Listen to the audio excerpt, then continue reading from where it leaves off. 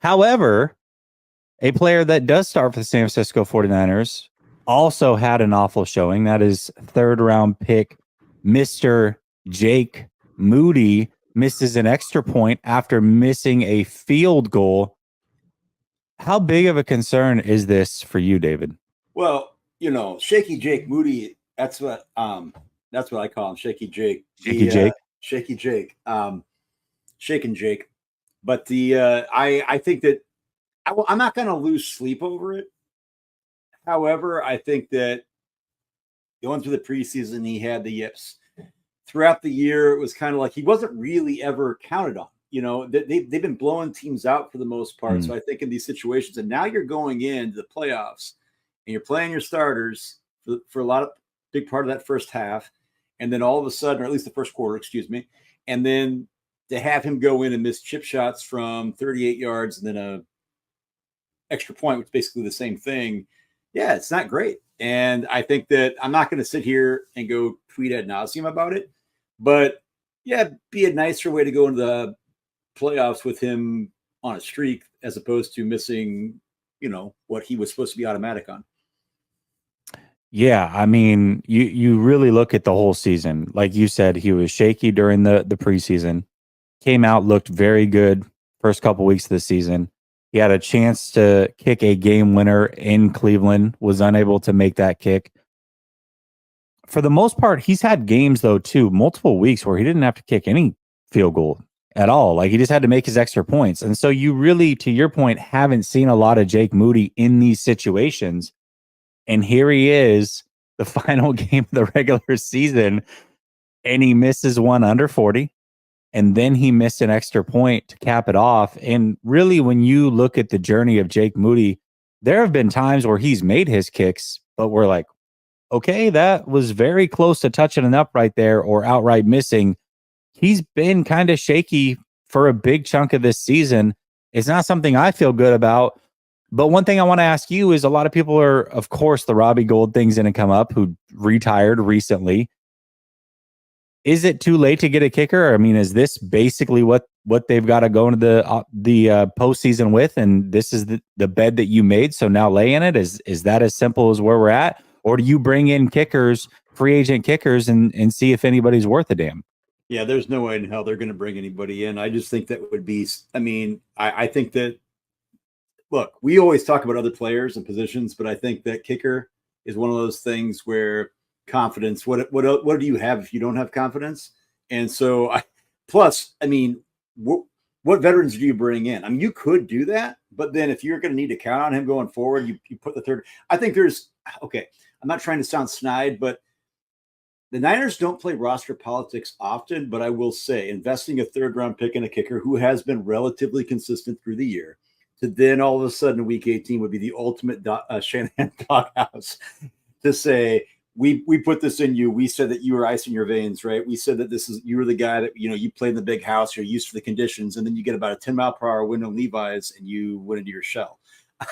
I don't know. I'm not Kyle, though. So they've got 2 weeks, right? So they're going to see him in practice. Yeah.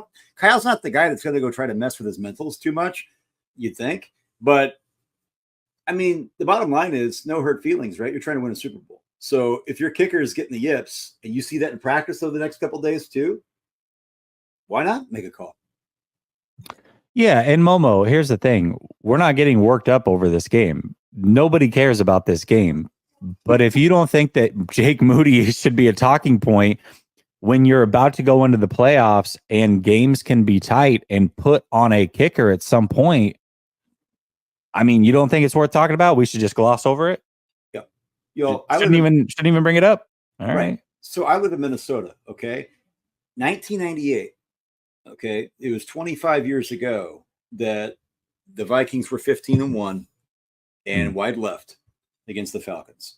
They have just to let you know, this is the 58th Super Bowl. You know how many Super Bowls the Vikings have? Zero. So when I was joking around today, I said, hey, this is the year, and I'm not saying they can't win in the future, but no, there's a reality when if it came down to a kicker and that's an issue, there are fan bases out there who I live among, right? I'm not rubbing into Vikings fans. Like, they have never seen one in their lifetime. So this idea that if you get this close and it came down to a kicker, you say, well, yeah, maybe I don't see one in my life. You might not, right? So I just think that, like, yeah, all hands on deck, right? This is 29 years since the last Super Bowl. This is a team that is prohibitive favorites to be the NFC rep, to be just as much of a chance as a team like the Ravens to win it at all. You got to dot your I's and cross your T's. I don't think you mess with them right yet, but like, look, you go to practice this week, and there got to be some type of message sent that says, that can't happen. Yeah, and looking at Jake Moody, I mean, just because he missed today doesn't mean he would miss if he's given a big moment. But it is this discussion. It's interesting because this discussion has been going on, I know, with you and I, David, since the moment that they drafted him. The moment they drafted him, you and I were not fans of the pick at all. It's live right there. We streamed it live. We both had our reactions. And we were both like, dude, what's going on? And right there in that moment, I talked about how inaccurate he was in college. He had a big leg, but he was inaccurate at times. And I'll be damned, here we are. It started again in the preseason, and then at times showed itself during the regular season. And to round out the season, we are no more confident in Jake Moody than we were the moment he was drafted and in the preseason. We're right back to ground zero with him.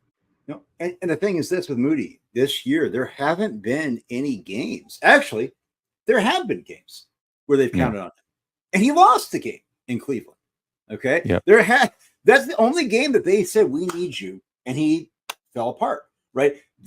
All the other games, for the most part, I mean, look at the Ravens game. It's like, okay, got out of hand. Every other game you've been in, you've had leads that have been huge, well into the second, early in the second half for the most part. Right. There hasn't been one where it said, Jake, we need you to win this game.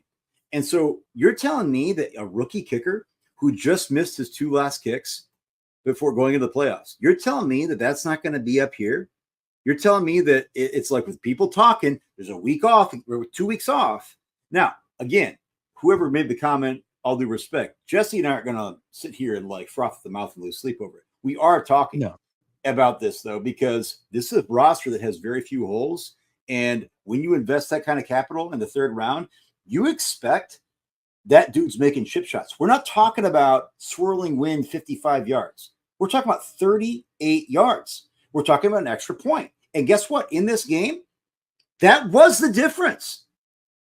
And if you needed to win this game, let's say you really wanted to push the Rams down to the 7th seed, like this, I'm sorry, that's on Moody. Well, and guess what? Guess who else missed a kick? Mr. Maher, who got the yips right before the playoffs last year with Dallas. Yep. They're in a very similar situation. You can't be confident in him either. He's a veteran. So there you go. I don't know. All right, let's get to a couple of these super chats here. Cryptic says, when starters were in, the ball was moving just fine. I think I'm done with Moody for the offseason. Sad thing is he is going a few weeks without kicking. And when you look at Dallas's kicker, waste of a third. Yeah, that's the other thing, right? Once again, undrafted kicker, per usual, is where most of the league's bread is buttered. And what do you know? Very, very good kicker. And that's what we said during the draft. You can get these guys. Rose Yee says, Moody has to go. We can't rely on him in the playoffs. But for who? What's the option? I mean, the only realistic option potentially of a kicker that you can rely on would be Mason Crosby if he's still willing.